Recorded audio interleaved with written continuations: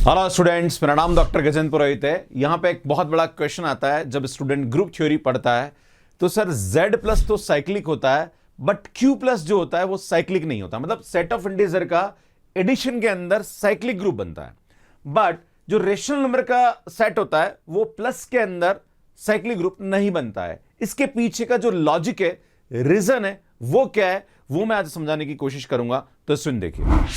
हाँ स्टूडेंट्स, अगर आपको इस टाइप के क्वेश्चन करने में दिक्कत आती है, आप 2 से मल्टीप्लाई और 2 से इसको डिवाइड कर, तो इसके पीछे का जो कंसेप्ट है वो क्या है वो मैं आपको बताने वाला हूं। आप CSIR NET, GATE, IIT JAM exam या MS एंट्रेंस।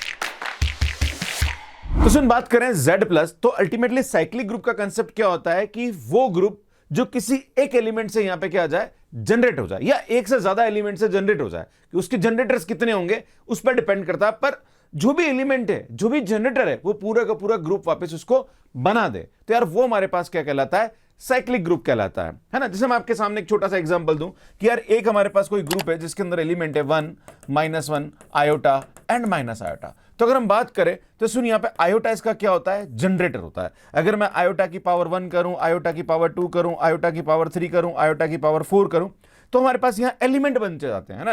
जैसे आयोटा आ जाएगा, यहाँ पे इसकी वैल्यू -1 हो जाएगी, यहाँ से इसकी वैल्यू माइनस आयोटा हो जाएगी, यहाँ से इसकी वैल्यू 1 हो जाएगी। तो आप देख रहे हो चारों के चारों एलिमेंट इस आयोटा के एलिमेंट की पावर करने पर जनरेट हो गए। अब चूंकि ये ग्रुप हमारे पास मल्टीप्लीकेशन में है, तो यहाँ पे जो पावर है ये ऊपर लगी, मतलब ये आयोटा पावर n है, जहां पर जो n होता है वो कहां से आता है भैया, Z से आता है, राइट है ना। अगर हमारे पास मल्टीप्लीकेशन में ग्रुप बन रहा है, अगर एडिशन में कोई ग्रुप बन रहा है, तो उस वाले केस में यहाँ पे n इंटू जो भी हमारे पास जनरेटर है वो यहाँ आएगा, where n belongs to Z होता है। क्लियर, ये आपको समझने की आवश्यकता है। अब बात करेंगे, सुन, अगर बात करें यहाँ पे Z प्लस के बारे में, यार Z प्लस साइक्लिक क्यों होता है, तो यहां पे अगर Z प्लस को हम देखें तो सुन, Z प्लस को हम जनरेट कर सकते हैं यहाँ पे 1 से, है ना। और हम जानते हैं कि ग्रुप हमारे पास एडिशन में, तो सुनिए आएगा n.1 such that n belongs to Z, है ना।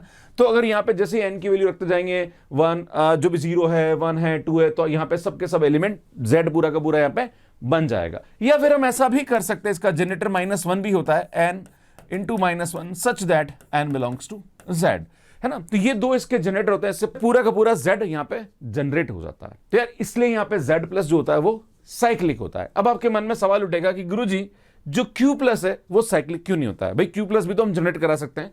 एग्जांपल लेते हैं कि मान लीजिए मैं मानता हूं कि Q प्लस हमारे पास जनरेट हो रहा है A बाई B से, क्योंकि हमारे पास जो एलिमेंट होते हैं वो इस टाइप के होते हैं। क्लियर है, such that n belongs to Z, है ना। मान लीजिए A बाई B इसका जनरेटर है और ये पूरा का पूरा Q जनरेट कर रहा है, पर यहां पे ऐसा नहीं हो पाएगा।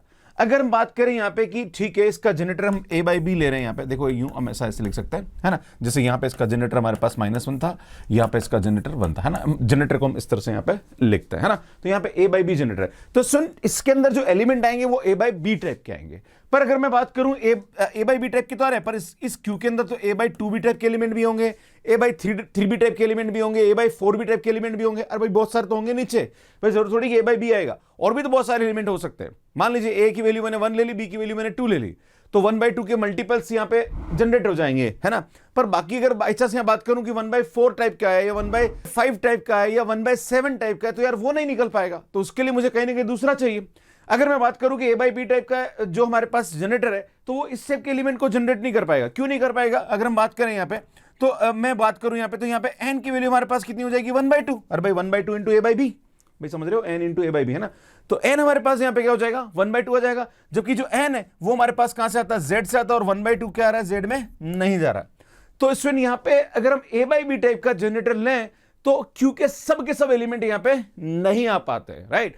So that's why Q plus जो है वो साइक्लिक नहीं होता है, क्योंकि इसका कोई भी जनरेटर अवेलेबल नहीं होता है। मतलब ऐसा कोई भी एलिमेंट यहां पे रेशनल नंबर अवेलेबल नहीं होता है जो कि पूरा का पूरा Q को जनरेट कर सके।